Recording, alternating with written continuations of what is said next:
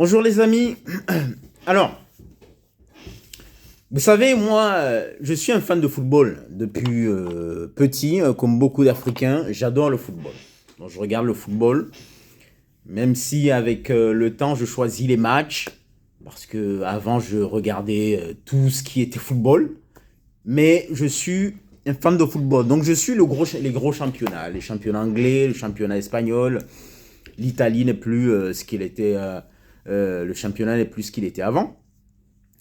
Bon, bref, j'essaie de suivre les championnats et aussi la Ligue des Champions. Et l'année dernière, la Ligue des Champions, il y a un joueur qui a marqué la Ligue des Champions qui s'appelle Vinicius Junior, un Brésilien. On se rappelle tous de ces matchs aller-retour contre le Bayern. On se rappelle tous de la finale qu'il a fait. On se rappelle tous des tours précédents, comment il a marqué. On se rappelle de la coupe, je sais plus quoi, là, qui a été jouée en Arabie Saoudite. On se rappelle ses stats, ses actions durant le championnat espagnol, la Liga.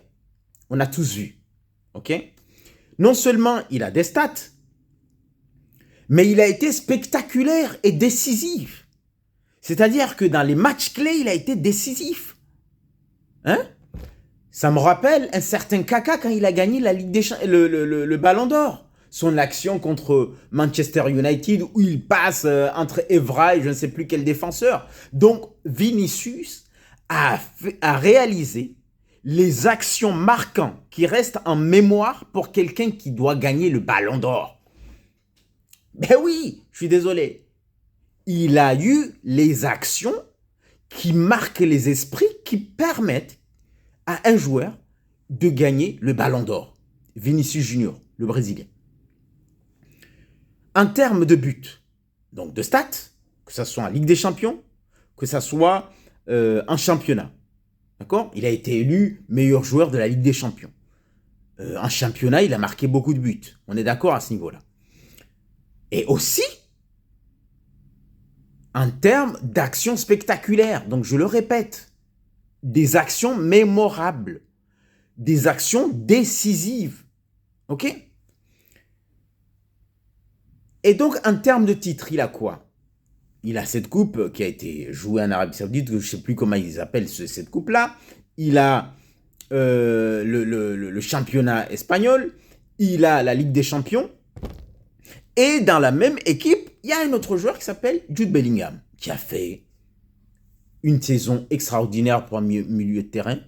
Mais malheureusement, vers la fin de la saison, il n'a pas été aussi décisif que Vinicius.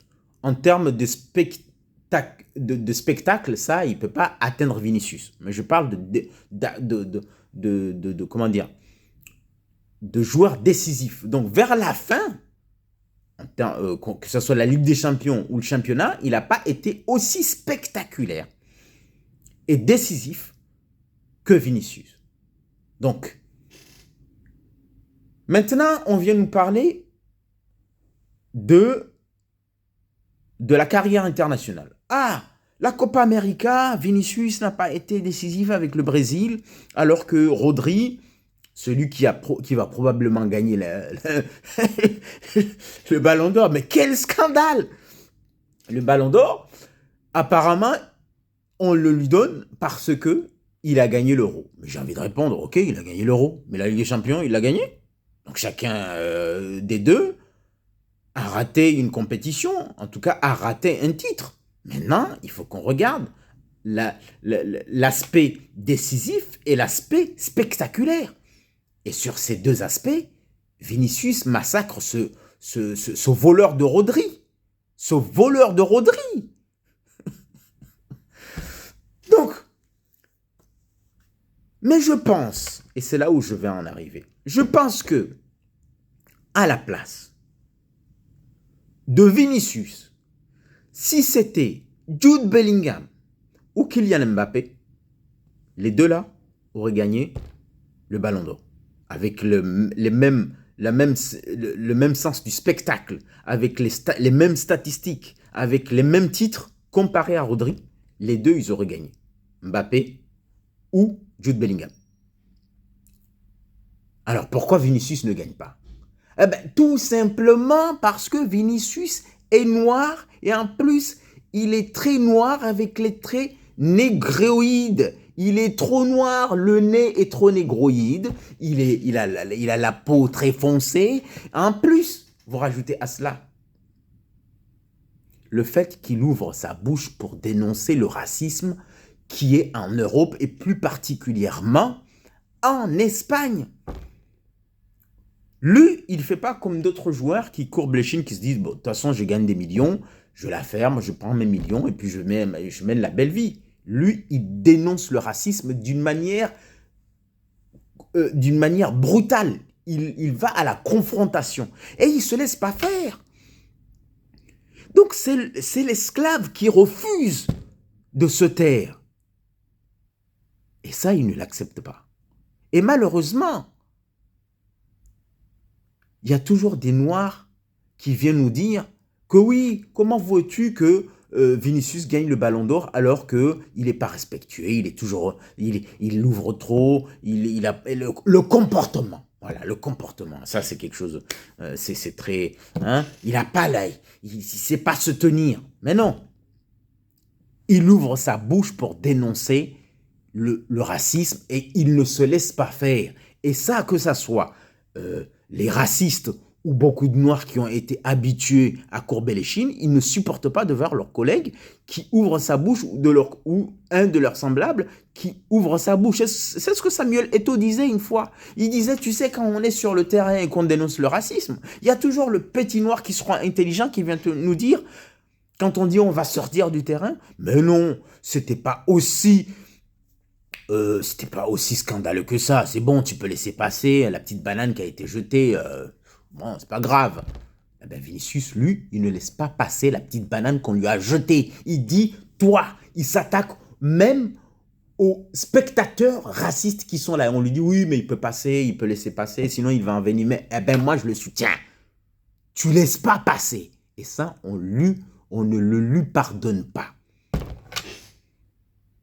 Sans compter l'aspect psychologique du racisme primaire qui n'accepte pas qu'un Noir très noir brille. Parce qu'un Noir comme ça, avec les traits comme ça, doit être un ouvrier qui doit travailler pour les autres comme N'Golo Kanté.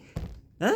Et s'il se comporte comme N'Golo Kanté, c'est-à-dire qu'il se tait, qu'il sourit comme ça à tout le monde, qui est timide comme ça, et qui est en plus ouvrier, il ne surtout pas être un cadre. Hein? Tu dois être l'ouvrier. Hein? N'Golo Kanté, c'est un ouvrier, c'est-à-dire que son poste sur le terrain, c'est le poste d'ouvrier. Il récupère, il donne aux autres. Mbappé, qui est métis, hein, Griezmann et les autres. D'accord? Et en plus, il se tait, il ne parle pas. Oui, il fait tout ce qu'on lui dit de faire. C'est pour ça que Deschamps l'adore. Ok? Les Français l'adorent. Mais Vinicius, ramène Vinicius en équipe de France. On va l'insulter comme on a insulté Benzema et la bande. D'accord? Donc, ce qui se passe là, la preuve, je vous dis un truc.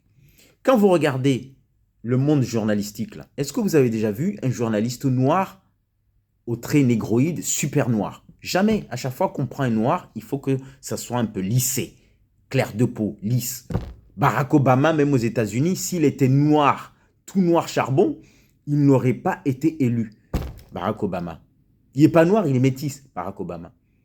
Kamala Harris, là, elle risque de passer parce qu'elle n'est pas hyper noire. C'est une métisse. Hein? Michelle Obama n'est pas bête. Hein? Il a compris, on lui a dit « Ah, tu es bon dans les sondages, tu peux passer. » Elle, c'est une fille du cru. Elle sait que elle a les traits négroïdes, elle est très noire. Hein? Elle ne passera pas. Eh bien, c'est ce qui arrive à Vinicius. Voilà.